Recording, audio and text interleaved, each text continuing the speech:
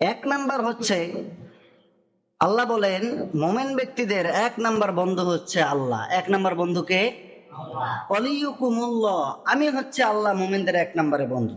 দুই নাম্বার ওয়ারাসূলুহু, তার রসুল। তিন নাম্বার ওয়াল্লাযীনা আমানু, যারা ঈমান এনেছে। মানুষ তাহলে বন্ধুরূপে যদি প্রথমে কাউকে গ্রহণ করতে চায়, এক নাম্বার কাকে গ্রহণ করতে হবে? আল্লাহ সুবহানাহু ওয়া তাআলাকে বন্ধুরূপে আমাদেরকে গ্রহণ করতে হবে। আল্লাহ রাব্বুল আলামিন কুরআনুল কারীমের মধ্যে জানায় দিচ্ছেন যে আমি যাকে তাকে বন্ধু বানাবো না, বন্ধু হতেই চাইলে বন্ধু হওয়া যায় না। একজন বন্ধুর সঙ্গে যখন আরেকজন বন্ধুর সম্পর্ক গভীর হতে যায়, সম্পর্ক যদি গাঢ় করতে যায়, তাহলে বন্ধু এক পাশ থেকে যখন তার জন্য টেক্সট করে, মেসেজ করে, মেসেজটা সুন্দরভাবে বন্ধু পড়ার জন্য চেষ্টা করে। দুই নাম্বার হলো তার মেসেজটা বোঝার চেষ্টা করে।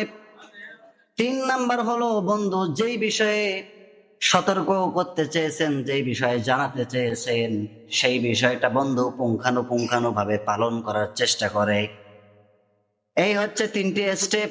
এক নাম্বার বন্ধুর বৈশিষ্ট্য হলো, বন্ধু যখন আরেকজন বন্ধুর সঙ্গে সম্পর্কটা গাঢ় করতে চায়, তখন সে কি বলতে চায় তার মনের ভাষা আগে সেই বন্ধুকে বুঝতে হবে।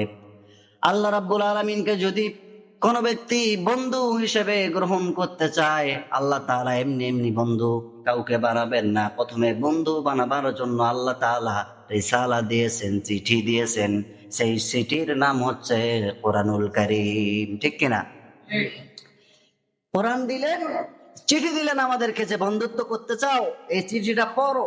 ইকরা ওয়ারতাকিব কামা কুনতা তুরাতিলু ফিদ দুনিয়া ওয়াল আখিরা, দুনিয়াতে যেভাবে পড়ো আখিরাতে এইভাবে পড়ার জন্য বলা হবে।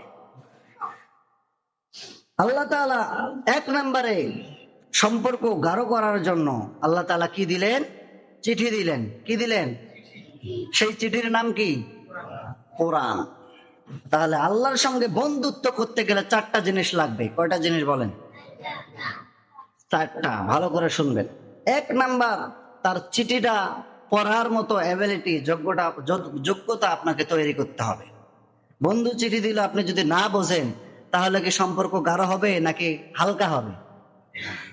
আপনারা কি আপনার রোজা আছেন নাকি? কেউ নফল রোজা টোজা ধরছেন মনে হয়। আমি বলি যে আমি কি আপনাদেরকে কোরআন বোঝাইতে পারি নাকি পারি না? তাহলে তো উত্তর দেন না। আমি বললাম যদি আপনার বন্ধু চিঠি দেয়, এই উত্তর নেওয়ার দরকার কি? আপনারা বসে বসে যদি ঘুম পারেন আর আমি যদি বলে যাই, এতে কি কোনো ফায়দা হবে? আসার কারণ কি এটা আপনাকে বুঝতে হবে। যে মসজিদে আমি শুক্রবার কেন আগে আগে যাই? নামাজের সময় 30-এ যা নামাজ পড়ে আসলে তো হলো, কেন আপনি আগে আসেন? মানে যে আরবি খুতবাটা আমরা দেব একটু পর, সেই খুতবাটার ব্যাখ্যা আমরা এখানে বাংলায় বুঝাই দিচ্ছি আপনাকে। বুঝতে পেরেছেন? সেটা শোনা নফল না সুন্নাত? সুন্নাত। ওয়াজিব কি? ওয়াজিব লঙ্ঘন করলে আপনার আমলনামায় গুনাহ হবে, ওয়াজিবের হিসাব আল্লাহ তাআলা নেবেন। কিন্তু সুন্নাত যদি আপনার ছুটে যায়, এর কারণে আপনার গুনাহ হবে। তাহলে এই খুতবাটার গুরুত্ব আছে না নাই? তাহলে সেইভাবে সুন্দর সেইভাবে উত্তর দিবেন। আর যদি কারো খারাপ লাগে বা হালকা লাগে, বাইরে গিয়ে জিমাবেন, অসুবিধা নেই। মসজিদের ভিতরে থাকলে আমার কথার আপনারা উত্তর দিবেন। বুঝতে পেরেছেন?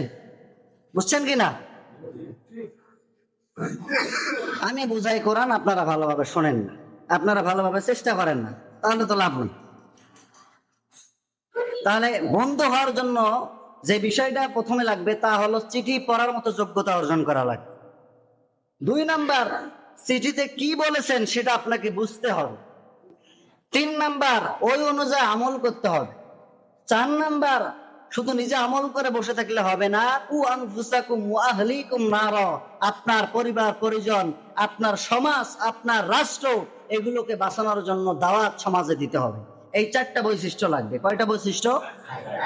আল্লাহর সঙ্গে বন্ধুত্বের জন্য।